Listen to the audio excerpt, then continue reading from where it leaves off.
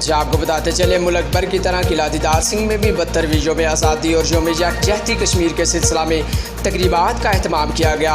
सबसे बड़ी तकरीब प्रेस क्लब किला दीदार सिंह में मुनक्कद हुई, जिसमें रहनुमा तहरीक इंसाफ, चेयरमैन पंजाब ज़कात व शुक्र committee Chaudhry Bilal Ejaz, chairman district press club Gujranwala Atiq Yousuf Zia, chairman Watan media group Nasir Iqbal Mehar, DSP circle Qila Didar Singh मियाँ मौज़म अली, SHO बदर मुनीर गुल, मलक मोहम्मद अमरान बशीर अवान, राना जुल्फ़कार अहमद खान, मोहम्मद शौकत डार, मियाँ मोहम्मद मंशा, मियाँ मोहम्मद नासर, हाजी अरशद जाहद, राना आबद मंसूर खान, शहजाद अहमद बट्टी, मेंबरान सिटीजन कौंसल किला दीदार सिंह, मेंबरान अमन कमेटी और किला यूथ फेडरेशन के नौजवान समेत सियासी व समाजी शख्सियात ने भरपूर शिरकत की। इस मौके पर चौधरी बिलाल एजाज ने खिताब करते हुए कहा कि कश्मीर भारतीय जारहियत के खिलाफ फौज के शाना बिशाना मर मिटने को भी तैयार है।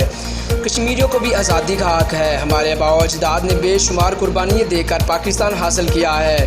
पाकिस्तान की तरफ हर उठने वाली गंदी नज़र को हमारी पाक फौज निस्तो नबूद बना देगी। जबकि अतीक यूसुफ ज़िया का कहना था कि कश्मीरी भी एक दिन पाकिस्तान की तरह आज़ादी मनाएंगे।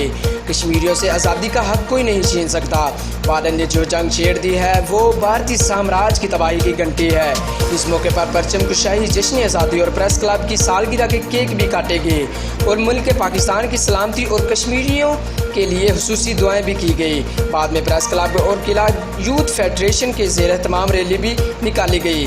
रैली के शुरका ने पाकिस्तान के हक और कश्मीरियों पर होने वाले जुल्म और सितम के खिलाफ नारेबाजी की। रैली में इन बाजार किला दीदार सिंह से होती हुई प्रेस क्लब किला दीदार सिंह में अख्ताम पजीर हुई। रिपोर्ट डॉक्टर जाहद अहमद महर, किला दीदार सिंह।